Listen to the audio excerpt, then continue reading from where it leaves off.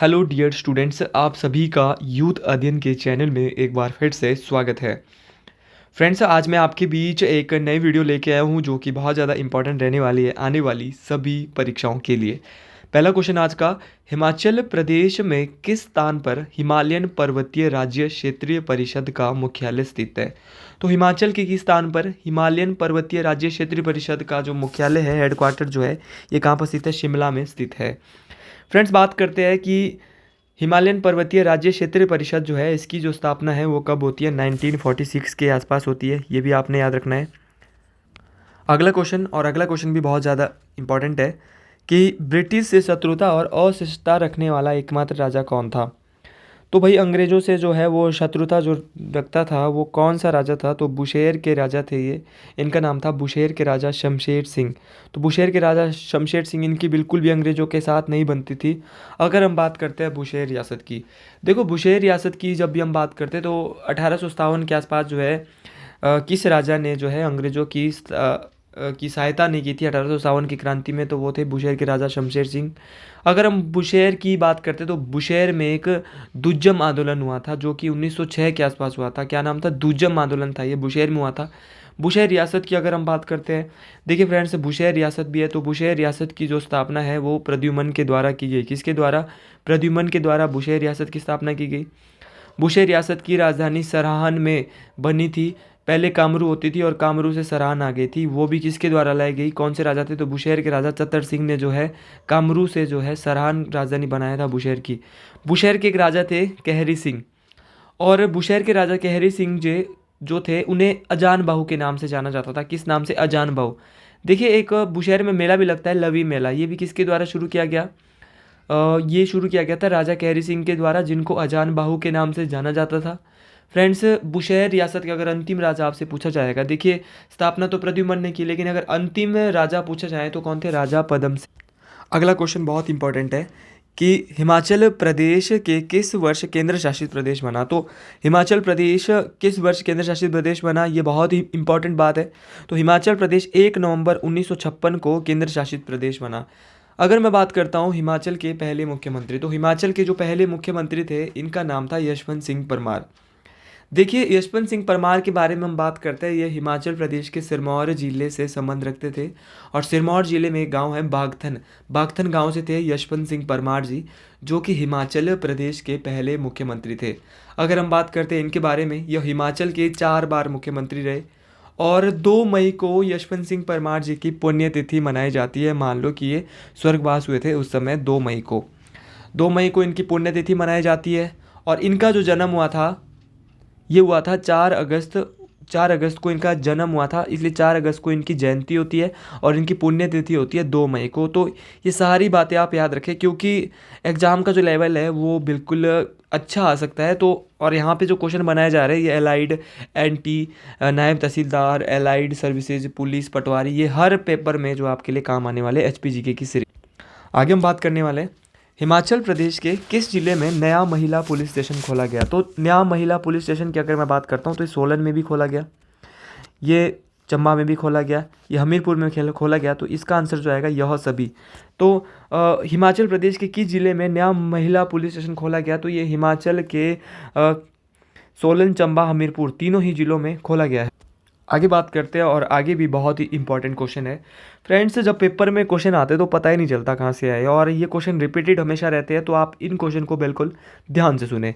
हिमाचल प्रदेश की प्रमुख बैंक उत्तरदायित्व किस बैंक को दिया गया है? तो हिमाचल प्रदेश में प्रमुख बैंक का उत्तरदायित्व जो इन सभी बैंकों को दिया गया है। क्या बोलेंगे फ्रेंड्स? इन सभी बैंकों को जो है वो प्रमुख बैंकों का उत्तरदायित्व दिया गया है। अगर फ्रेंड्स हम बात करते हैं यहाँ से कि इनको तो सभी प्रमुख बैंकों का उत्तरदायित्व दिया गया है, लेकिन आपने याद रखना है कि PNB, SBI और यूको बैंक, इन तीनों ही बैंकों को जो है प्रमुख बैंक माना जाता है हिमाचल में। लेकिन PNB की टोटल ब्रांचें कितनी है? तो 410। कितनी है फ्रेंड्स? 410। SBI की टोटल ब्रांचें कितनी है? 430 के आसपास। और यूको बैंक की कितनी है? 173। अगर हम बात करते हैं यूको बैंक की, देखिए यूको बैंक का पूरा नाम क्या है? तो यूको बैंक की फुल फॉर्म है यूनाइटेड कमर्शियल, क्या बोलेंगे? यूनाइटेड कमर्शियल बैंक, या याद रखेंगे यूनाइटेड कमर्शियल बैंक इसकी फुल फॉर्म है, किसकी? UCO bank. अगला क्वेश्चन फिर से इंपॉर्टेंट है हिमाचल प्रदेश में अद्रक विकास स्टेशनों की कुल संख्या कितनी है? तो अद्रक विकास स्टेशन बनाए गए हिमाचल में, तो इसकी जनसंख्या जो है वो संख्या जो है कितनी है फ्रेंड्स? ये है 1। अगले क्वेश्चन की बात करते हैं और अगला क्वेश्चन भी बहुत ज़्यादा इंपॉर्टेंट है। हिमाचल प्रदेश में किस स्थान पर भेड़ प्रजनन फार्म स्थित है? तो भेड़ प्रजनन केंद्र अगर इनमें से अगर देखा जाए तो कहाँ पर है? ज्यूरी में। कहाँ पर है? ज्यूरी। ज्यूरी जो ये शिमला में, यहाँ पर भेड़ प्रजनन केंद्र है। देखिए ज्यूरी जो है शिमला में, यहाँ तो भेड़ प्रजनन केंद्र है ही है। इसके अलावा हिमाचल में और कहाँ पर भेड़ प्रजनन केंद्र है? तो हमीरपुर के ताल, क्या बोलेंगे? हमीरपुर के ताल में भी क्या है? भेड़ प्रजनन केंद्र है। हमीरपुर के ताल में भी दोस्तों क्या है?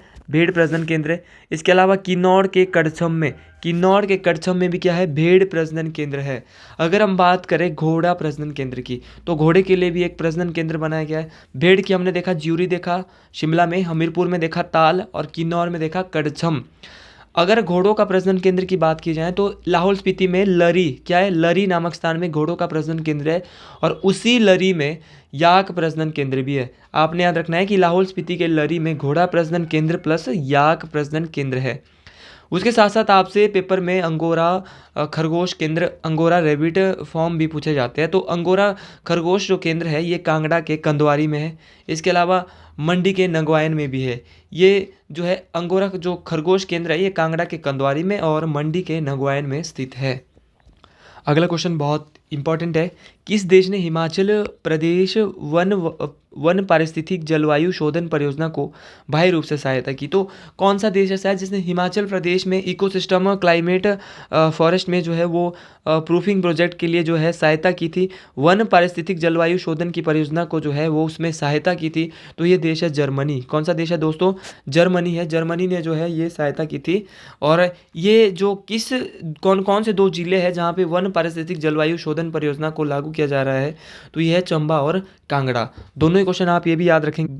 इन क्वेश्चनों को गौर से आपने देख लेना है क्योंकि इन क्वेश्चन से क्वेश्चन बनता है। अगला क्वेश्चन बहुत इंपॉर्टेंट। निम्नलिखित में से हिमाचल प्रदेश के किस मुख्यमंत्री का कार्यकाल सबसे लंबा है? तो आप सभी को पता है, बच्चे बच्चे को पता है। तो सबसे बड़ा जो कार्यकाल जो हिमाचल प्रदेश में सबसे लंबा जो कार्यकाल है ये राजा वीरभद्र सिंह का। देखिए राजा वीरभद्र सिंह की अगर मैं बात करता हूँ, ये हिमाचल के सभी के दिल के मसीहा है। ये हिमाचल प्रदेश के 6 बार मुख्यमंत्री बने। कितने बार? 6 बार मुख्यमंत्री बने। कौन? राजा वीरभद्र सिंह जी।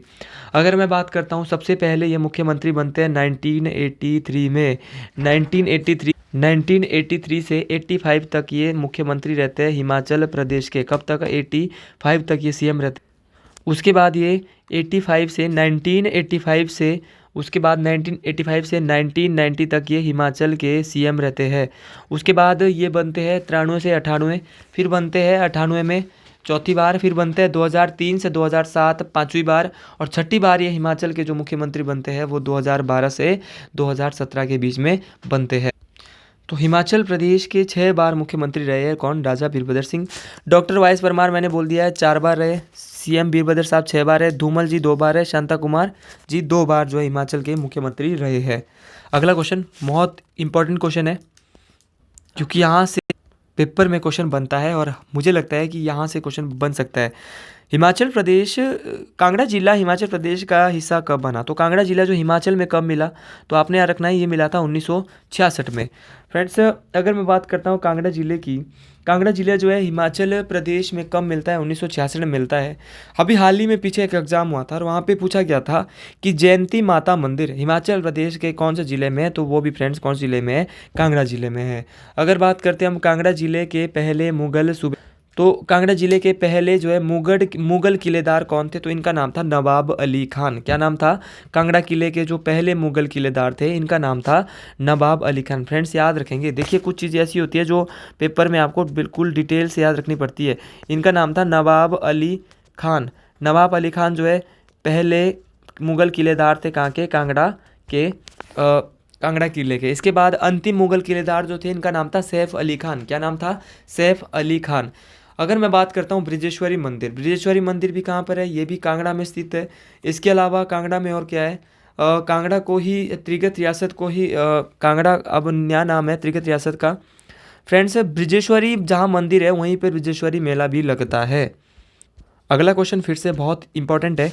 बिजली महादेव मंदिर हिमाचल प्रदेश के किस जिले में स्थित है? तो मैं बिजली महादेव मंदिर की बात करता हूँ, तो बिजली महादेव मंदिर जो है ये कुल्लू में स्थित है। अगर हम बात करते हैं बिजली महादेव मंदिर की, ये कुल्लू में है। भाई कौन से शैली में बनाया गया, तो याद रखना पेंट रूप शैली। कौन सी शैली में बनाया गया इसको? पेंट रूप शैली में बनाया गया है बिजली महादेव मंदिर को। कौन सी शैली बोलेंगे भाई? पेंट रूप शैली। पेंट रूप शैली में बनाया गई बिजली महादेव मंदिर। इसके बाद बात करते हैं हम कि ये तो बनाया गया है पेंट रूप शैली में। इसके अलावा कुल्लू में और कौन कौन से मंदिर है? जैसे हिडिंबा देवी मंदिर है। हिडिंबा देवी मंदिर भी कुल्लू में है, जिसको डूंगरी माता के मंदिर के नाम से भी जाना जाता है।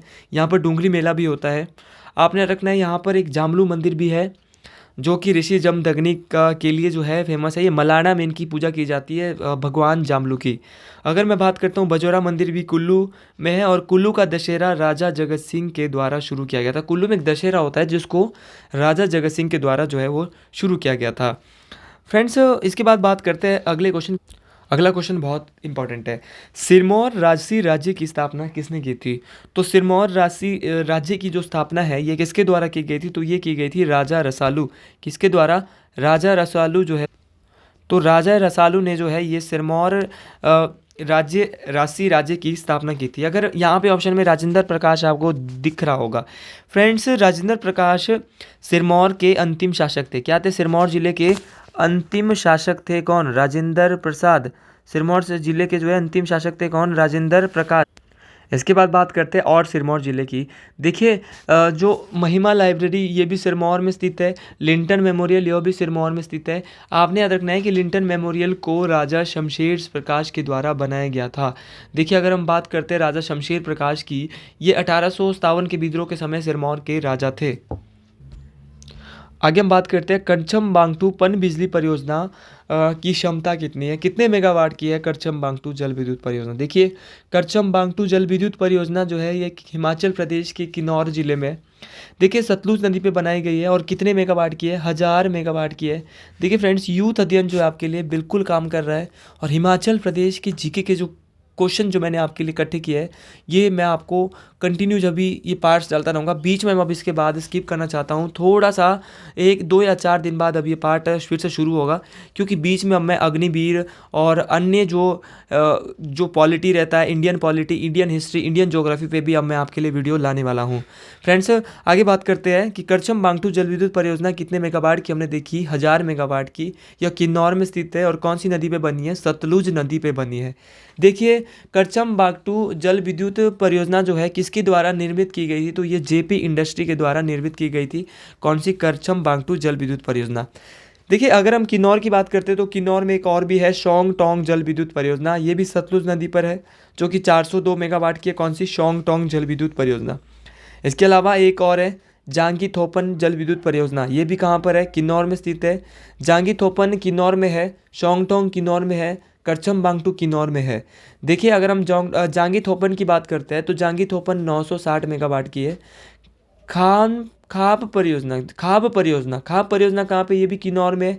ये 1020 मेगावाट की है खाब परियोजना। कौन सी नदी पे बनी है? ये भी सतलुज नदी पे बनी है। देखिए फ्रेंड्स, अगर मैं बात करता हूँ किन्नौर की, तो किन्नौर में एक बसपा घाटी भी है। ये तो परियोजना थी जो इससे पहले हमने पढ़ी, खाब परियोजना, जांगी थोपन परियोजना, शोंग टोंग परियोजना, करछम बांगटू परियोजना। ये सारी की सारी परियोजना कहाँ पे थी? किन्नौर में स्थित थी। लेकिन किन्नौर में एक बसपा घाटी है, और इसी बसपा घाटी को सांगला घाटी के नाम से भी जाना जाता है। ये किन्नौर में स्थित है। अगर हम बात करते हैं किन्नौर की, किन्नौर का जो हेडक्वार्टर है, किन्नौर का जो मुख्यालय है वो कहाँ पर है? तो किन्नौर का जो दोस्तों मुख्यालय है ये है रेकांगपिओ। कहाँ पर है? रेकांगपिओ में किन्नौर का मुख्यालय स्थित है। फ्रेंड्स, हम बात करते हैं किन्नौर में त्योहारों की। कुछ त्यौहार होते हैं किन्नौर में। एक त्यौहार बड़ा पेपर में पूछा जाता है, खेपा। क्वेश्चन आएगा कि खेपा त्यौहार कहाँ पे होता है, तो आपने बोलना है कि खेपा त्यौहार कहाँ होता है? किन्नौर में होता है। किन्नौर में रूपा वैली में ये त्यौहार मनाया जाता है। कौन सा त्यौहार? खेपा त्यौहार। देखिए, किन्नौर के कुछ और फेमस त्यौहार जैसे उख्यांग, फुलेच, ये दोनों भी कहाँ के हैं? उख्यांग जो है ये भी कहाँ का है? किन्नौर। और फुलेच भी कहाँ का है? किन्नौर का है। देखिए, मैरिज के भी कुछ टाइप है किन्नौर में, जैसे जाने कंग, जाने तंग, दुबदुल, ये सारे के सारे जो है दरशीश, आपने रखना दरशीश, ये भी जो है, और दम चालीसा, याद रखना दम चालीसा, लव मैरिज है एक, ये किन्नौर का जो ये भी क्या है? ये जो है मैरिज की टाइप है ये तो, जाने तंग जाने कंग जाने तंग, दुबदुल और दरशीश और दम चालीसा। दम चालीसा जो है ये एक लव मैरिज है किन्नौर में। आगे फ्रेंड बात करते हैं, हालदा और फागली त्यौहार मनाया जाता है। देखिए हालदा और फागली त्यौहार ये लाहौल स्पीति में मनाया जाता है। अगर हम बात करते हैं हालदा और फागली त्यौहार की, हालदा और फागली त्यौहार जो है दिवाली की तरह मनाया जाता है। मैंने आपको पहले भी सीरीज़ में बता चुका हूँ।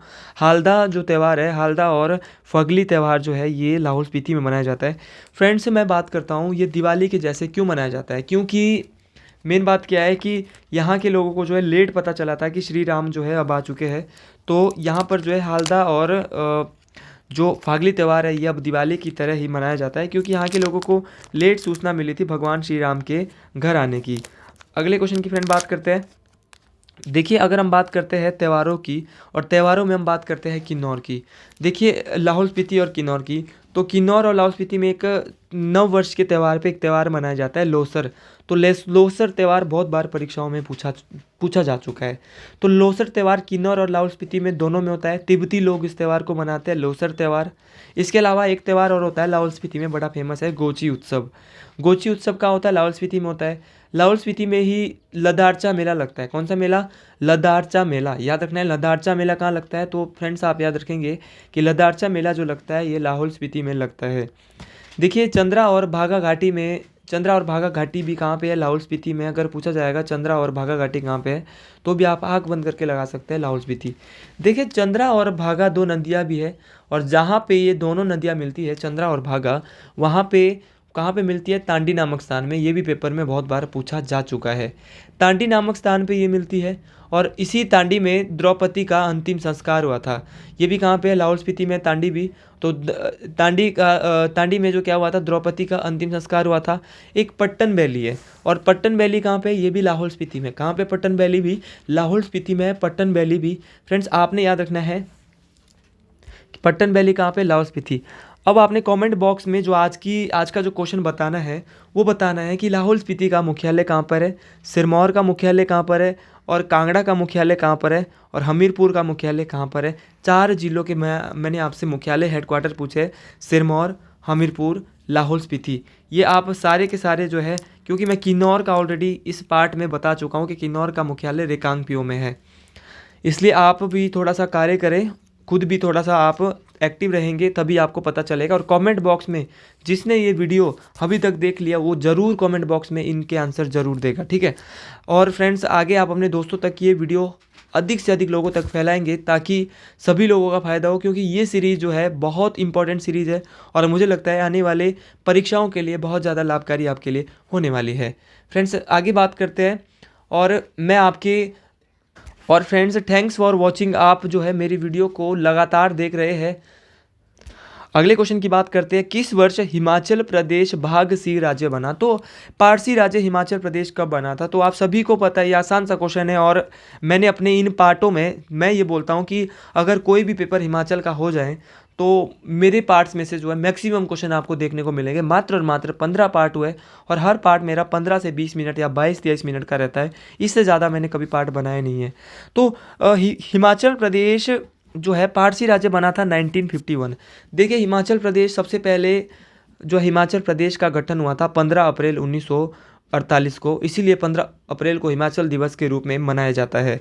फ्रेंड्स अगर हम बात करते हैं 25 जनवरी 1971 को हिमाचल को पूर्ण राज्य का दर्जा मिला, और हिमाचल जो है 18 नंबर का राज्य बना था 1971 में। अगर हम बात करते हैं बिलासपुर जो है हिमाचल प्रदेश में कब मिला, तो बिलासपुर हिमाचल में तब जब मिला तब हिमाचल पारसी राज्य था, और बिलासपुर जो है हिमाचल में मिला था 1954 में। जुलाई 1954 में बिलासपुर को मिलाया गया, और हिमाचल का 5वां जिला बना बिलासपुर।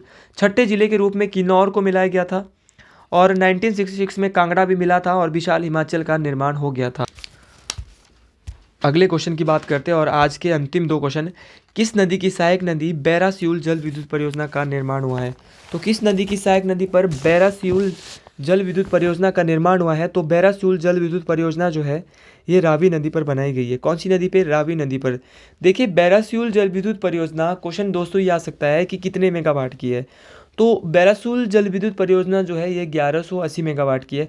देखिए फ्रेंड्स, किसके सहायता से बैरासूल जो है चलाई जा रही है बैरासूल जल विद्युत परियोजना, तो एनएचपीसी किसके सहायता चलाई जा रही है, एनएचपीसी की सहायता से चलाई जा रही है। रावी नदी पर है बैरासूल जल विद्युत परियोजना। इसके अलावा चमेरा जल चमेरा जल विद्युत परियोजना 1, 2 और 3, ये तीनों की तीनों कहाँ पर है, ये भी चंबा में स्थित है। फ्रेंड्स याद रखना है, चमेरा 1 540 मेगावाट की है, चमेरा 2 300 मेगावाट की है और चमेरा 3 231 मेगावाट की है। तो इनको भी एनएचपीसी की सहायता से ही चलाया जा रहा है। इसके बाद आज का अंतिम क्वेश्चन और बहुत इंपॉर्टेंट क्वेश्चन है। हिमाचल प्रदेश में निम्नलिखित में से किस स्थान पर याक प्रजनन केंद्र स्थित है। तो yak has been established in Himachal Pradesh. तो कहाँ पर ब्रीडिंग फार्म है याक का, तो मैंने आपको बताया था कहाँ पर है, लाहौल स्पीति में। और लाहौल स्पीति के लरी में, जहाँ पे घोड़ा प्रजनन केंद्र भी है, वहीं पर जो है याक प्रजनन केंद्र भी है। कहाँ पर है, लाहौल स्पीति में। भेड़ प्रजनन केंद्र मैंने आपको बताया, यहाँ पर भेड़ प्रजनन केंद्र 3 जगह में, हमीरपुर के ताल में है, किन्नौर के कड़छम में है और ज्यूरी शिमला में भी है भेड़ प्रजनन केंद्र है। तो ये सारे क्वेश्चन आप फ्रेंड्स याद करें और मेरा जो मानना है ये वीडियो आपके लिए बहुत ज़्यादा फायदेमंद रहने वाली है। आप इस वीडियो को अधिक से अधिक लोगों तक शेयर करें ताकि ये जो वीडियो है वो सभी तक पहुँचे, सभी का ज्ञान बढ़े। और फ्रेंड्स आने वाले समय में मैं आपके लिए अब ऑल इंडिया जीके अब लाने वाला हूँ। एचपी जीके के साथ साथ मैं चाहता हूँ कि आपका हर प्रकार का जीके जो है अब स्ट्रॉन्ग हो। आप मुझे बताएं कि किस टॉपिक पे आप चाहते हैं कि मैं नई वीडियो लाऊं, किस टॉपिक पे, क्या ज्योग्राफी का टॉपिक लाऊं या कोई हिस्ट्री का टॉपिक लाऊं, किस टॉपिक पे मुझे अब नई जो सीरीज़ लानी है आप मुझे ज़रूर बताएं। Thanks for watching. आप मेरे चैनल को देख रहे हैं, इसको वॉच कर रहे हैं, बहुत बहुत धन्यवाद।